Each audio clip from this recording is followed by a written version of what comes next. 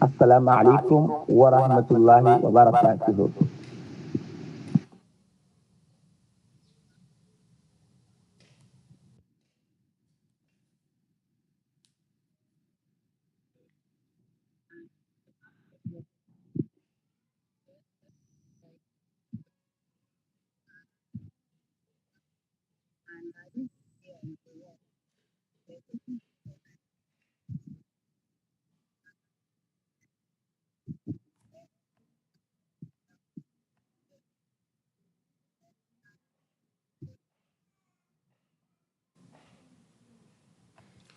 Miss Valley, please, we can't hear you. Please speak louder. Hey, Can you, All right, can you hear me now? louder and clear now. Okay, so I was saying that yesterday on our day one, we were taking through an enlightening session on Islamic banking and halal investments, where our speaker laid a solid foundation for understanding how Muslims can approach finance in a Sharia compliant way. Hope you are with me. Naam. So, Yes. So we began by learning the conceptual foundations of Islamic finance, understanding that Islamic banking is built on ethics, fairness, and real economic value, not just profit. So the session highlighted the core principles and prohibitions that guide Islamic finance, especially the clear avoidance of riba, which we all know as interest, goror, which is excessive uncertainty, and maisir, that's gambling or speculative gains. So these prohibitions ensure transparency, shared risk, and justice in all financial dealings. Also, showing that halal financial options are practical, structured, and relevant in today's economy. Importantly, the session emphasized that halal investing is not a one-size-fits-all. Rather, each individual must identify halal investment options that align with their capacity, goals, and values. And the session was wonderfully concluded with a powerful reminder that choosing halal investment is not merely about religious compliance, but also ensuring our wealth works for our values, integrity, and long-term legacy. So halal investing allows Muslims to thrive economically while maintaining peace of mind, knowing that their success is built on ethical foundations and contributes positively to society. So that is just the brief recap of what we did yesterday.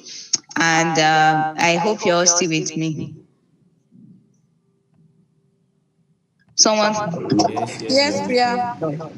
Thank you. So before we proceed, please note this. At the end of the day 3, which is tomorrow, we encourage everyone to share the key lessons you've learned from the 3-day program on your social media platforms and tag Fala Conclave. So the first 3 participants with the highest engagement on their post will receive a token airtime gift as appreciation. So that's the information I want to pass across. So let's ensure we put our mind and we are very attentive as during the lecture.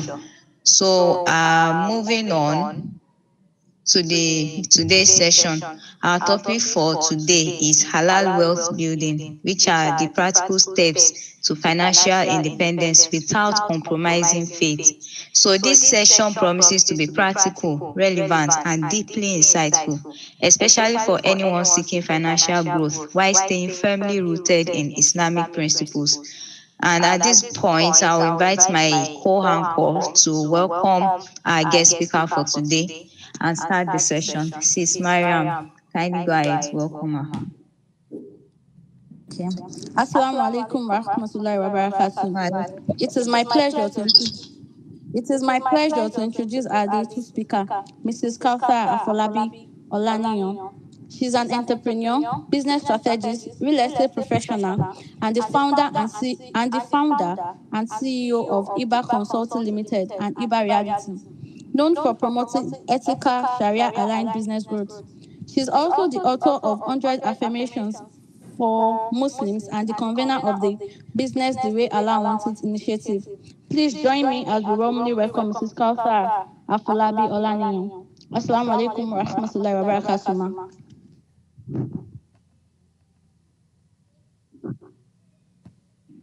Wa alaikum salam wa rahmatullahi wa barakatuh. Good afternoon, everyone. Please confirm if you can hear me clearly. Yes, ma'am, we can hear you clearly. Okay, alhamdulillah. Alhamdulillah. Salatu wa salam ala rasulillah. رب اشرح لي صدري ويسر لي امري واحلل عقدة من لساني يفقهوا قولي. First of all, I'd like to thank myself for this opportunity, and I accept it solely for his sake. And I also like to thank the organizers for coming up with this beautiful initiative and inviting me. So I would not take too much time because I actually I made a mistake. I have a session by 5. I thought it was 6. So I want to just quickly do something and so I can join the other session before it ends by 6.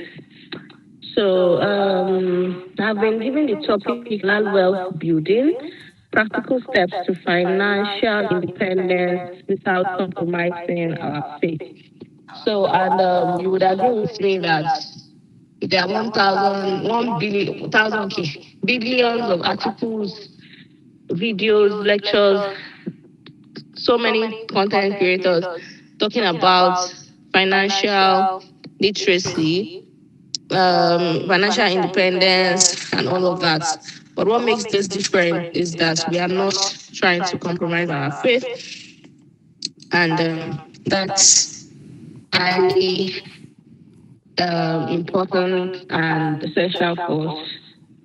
So now, the question will be, how do we attain this financial independence? Whatever we see online, whatever we read, it doesn't mean that it will not apply to us as Muslims. It's just for us to save. So before we can save, we need to have the knowledge. So I want to believe that this session, maybe we have this particular event, maybe a speaker has spoken about Islamic finance or halal finance, as the case be. So if you don't have the knowledge of these things, you don't have to be a sheikh or a scholar. All you just have to do is to be able to see. So when you see somebody say, oh, how to make money, how to be rich, how to be this, how to be that, it is now upon you to know that, oh, this message is for me, this message is not for me.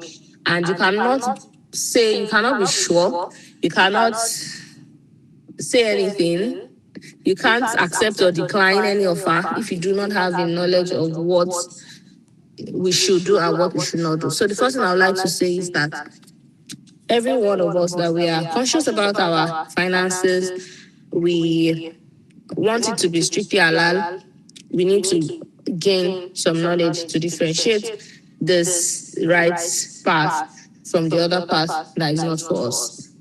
So having gotten the knowledge, the next thing for us is now to plan. I'm in a call, just a minute. I'm in a call, please, excuse me. Sorry. So it's now upon us to having known what is right from what is wrong, is now for us to now, okay, what are the practical steps? Just like the topic says, practical steps. Sorry, please give me a minute. Yeah, come in. So what are the practical steps for us to take?